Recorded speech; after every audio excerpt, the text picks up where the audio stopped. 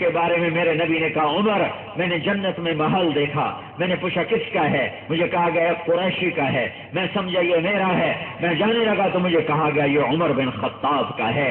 یہ کہتے کہتے جان نکل گئی. جنازہ اٹھایا گیا. صہیب رومی نے پڑھایا. عبداللہ بن عمر جنازے کو لے کر اما عائشہ کے دروازے پر پہنچے. میت کو رکھا, دروازے پر آئے اور باہر سے پکارا اما جان, اما جان, میرا باپ عمر بن خطاب دروازے پہ پہنچ چکا ہے, اندر آنے کی اجازت چاہتا ہے. تو اما عائشہ رضی اللہ عنہ فرمایا مرحبا بعمر, عمر کے لیے دروازے کھلے ہیں, اسے لایا جائے. اور چادر اٹھا کے پردہ کر کے باہر نکل گئی. قبر کھودی گئی. یہ نقشہ ہے, یہ اللہ کے رسول ہیں, یہ ابو بکر ہیں, یہ عمر ہیں, یا یہ نقشہ ہے یہ اللہ کے رسول ہیں اور پاؤں کے پاس ابو بکر کا سر ہے, اور پھر یہ ابو بکر کے پاؤں کے پاس عمر کا سر ہے, یا یہ تین قبریں یوں ہیں یا یہ یوں ہیں, بیچ میں میرا نبی ابو بکر عمر, یا یہ میرے نبی پاک صلی اللہ علیہ وسلم, یہ ابو بکر اور یہ عمر, ایسے یوں کر کے قبریں ہیں پیروں کے ساتھ ساتھ, یا یوں کر کے ہیں. دونوں طرح کی روایات موجود ہیں. قبر کھودی جا رہی تھی تو عبداللہ بن عباس فرماتے ہیں میرے کندھے پر کسی نے ہاتھ رکھا. میں نے پیچھے مڑ کے دیکھا تو علی رضی اللہ تعالیٰ عنہ کھڑے رو رہے تھے اور فرما رہے تھے عمر مجھے پتا تھا تو یہیں آئے گا, تیرے سوا یہاں اور کوئی نہیں آ سکتا. کہ میں نے اللہ کے نبی سے ہزاروں دفعہ سنا دخلت انا و ابو بکر و عمر, خرجت انا و ابو بکر و عمر, میں اور میرا ساتھی ابو بکر عمر ہم گئے تھے, میں اور ابو بکر عمر ہم آئے تھے, میں اور ابو بکر عمر اندر گئے تھے, میں اور ابو بکر عمر باہر آئے تھے. میں نے ہر وقت اپنے نبی کو تیرا اور ابو بکر کا نام اپنے ساتھ جوڑ جوڑ کے سنا. مجھے پتا تھا یہاں تو ہی آئے گا اور کوئی نہیں آ سکتا. میرے بھائیوں ہمارا سال تو رونے دھونے سے شروع ہوتا ہے, ناچ گانا یہ ان کی صفت ہے جنہیں دوزخ کا نہیں پتا, جنہیں جنت کا نہیں پتا. یہ ان کی صفت ہے جنہیں موت کے بعد کی زندگی کا نہیں پتا. ہم تو موت کے بعد زندگی کو مانتے ہیں, جانتے ہیں, جنت کے طلبگار ہیں, دوزخ سے خوف زدہ ہیں, اللہ کی رضا چاہتے ہیں, محمد مصطفیٰ صلی اللہ علیہ وسلم کی دلداری اطاعت شفاعت چاہتے ہیں. آپ کی شفاعت کے بغیر نہ یہاں کچھ ہے نہ وہاں کچھ ہے, لیکن یہ ملے گا جب اس کے چوکھٹ پہ سر رکھو گے. اس کی چوکھٹ پہ سر, اس کی اولاد نے سب سے پہلے سر نیزوں پہ چڑھائے ہیں, سب سے پہلے سر نیزوں پہ چڑھائے ہیں اور ان کے جنازے گھمائے گئے ہیں. اور ایک روایت میں آتا ہے ایک میں کہ جب کٹے ہوئے سر تھے اور دھڑ سے سر کٹ گئے تھے تو عمر بن سعد نے کہا گھوڑے دوڑا دو, تو لاشوں پہ گھوڑے دوڑا دیے گئے.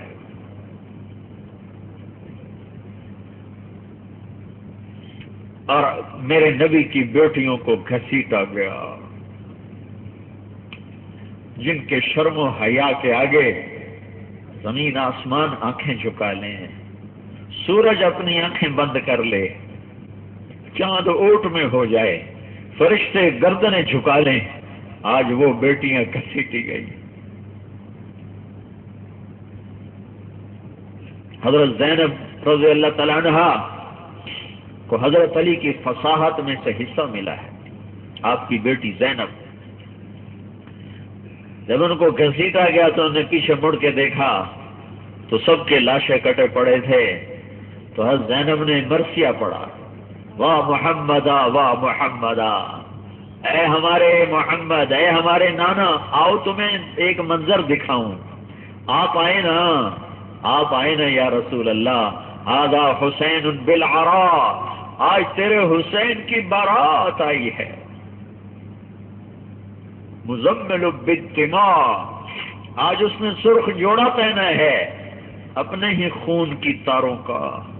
مقطع الاعضاء, آج اس نے پھول پتیاں بھی پہنی ہوئی ہیں اپنی ہی بوٹیوں کی.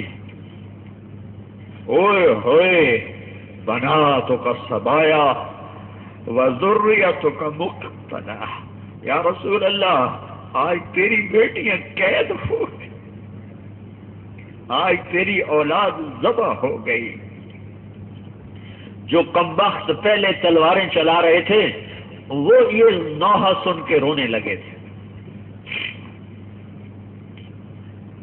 عاشق کا جنازہ ہے ذرا دھوم سے نکلے، محبوب کی گلیوں میں ذرا گھوم کے نکلے. حسین کا سر نیزے پہ ہے، پیچھے 72 سر ہیں، ان میں معصوم عبداللہ کا سر بھی نیزے پر ہی چڑھا ہوا ہے. 2 سال کے بادشاہوں کے بچے، مالداروں کے بچے پنگوڑوں میں کھیلتے ہیں اور میرے نبی کے بچوں نیزوں پہ چڑھ کے کھیل رہے ہیں.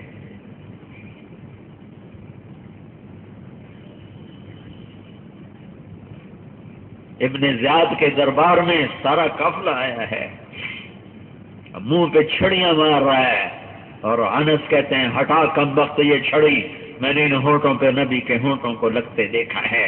پھر یہ قافلہ یزید کے دربار میں جاتا ہے اور وہاں یزید آپ کے ہونٹوں پر چھڑی مارتا ہے تو ابو برزہ اسلمی زید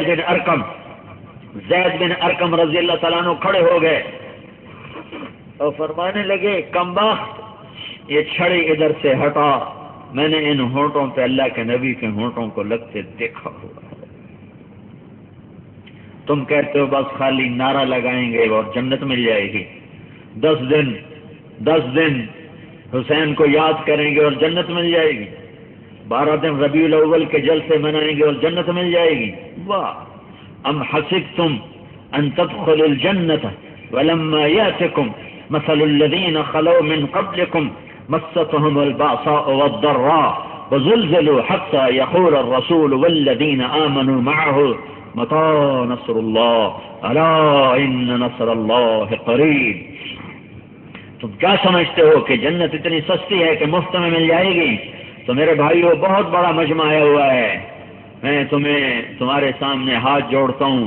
آج اللہ ہم سے روٹھا ہوا ہے، پانی بے لگام ہے، منہ زور ہے، ہوائیں پاگل ہو چکی ہیں، موسم کے تیور بدلے ہوئے ہیں، آسمان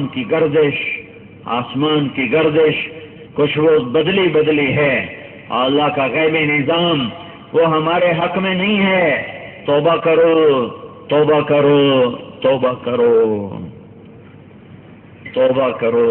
آج ہم اس کے حقدار ہیں، ہم توبہ کریں. کبھی زمین کانپ اٹھتی ہے، کبھی پانی بے لگام ہو جاتے ہیں، کبھی ملبے تلے لاشیں دب جاتی ہیں، کبھی پانی کی موجوں کی نظر ہو کر مچھلیوں کے پیٹ ان کی قبرستان بن جاتے ہیں. یہ ایسے تو ہو نہیں سکتا. سندھ ڈوب گیا، پنجاب ڈوب گیا، بلوچستان ڈوب گیا، سرحد ڈوب گیا. پانی میں اتنی طاقت کہاں سے آئی؟ پانی میں کیا مجال ہے کہ ہمارا تن کا بھی بہا سکتا؟ اس نے تو ہمارے لاشوں کو بہا دیا. اللہ نے پانی کی موجوں میں اعلان کیا پاکستان والوں میں ناراض ہوں، مجھے راضی کر لو نا، مجھے راضی کر لو نا. پہلے زمین کو کپ کپایا تھا، پہاڑوں کو ہلایا تھا اور اس کی گڑگڑاہٹ سے پیغام دیا تھا پاکستان والوں مجھے راضی کر لو نا، میں ناراض ہوں. پھر ہم ہوش میں نہ آئے تو اللہ نے پانی کی لگامیں چھوڑ کر اعلان کیا حیدرآباد والوں مجھے راضی کر لو، میں ناراض ہوں. یہ نتیجے کی جگہ ہوتے تو ہم سب زیر زمین تھے.